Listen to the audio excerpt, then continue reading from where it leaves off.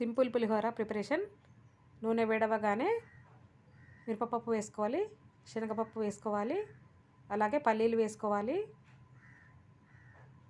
ఆవాలు వేసుకోవాలి, జీలకర్ర వేసుకోవాలి, అలాగే పచ్చిమిరపకాయలు వేసుకోవాలి సన్నగా కట్ చేసుకొని, అలాగే ఎండుమిరపకాయలు వేసుకోవాలి.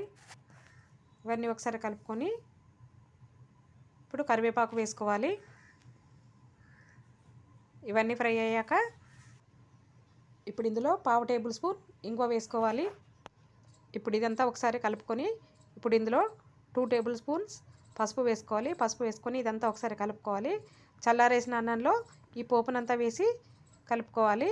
ఇప్పుడు ఇందులో ముందుగా రెడీ చేసి పెట్టుకున్న చింతపండు పులుసు ఏదైతుందో అది వేసుకొని మొత్తం అన్నమంతా కలిసే విధంగా ఇలా కలుపుకోవాలి. ఇప్పుడు వెరీ ఈజీ ప్రాసెస్లో పులిహోర రెడీ అయిపోతుంది.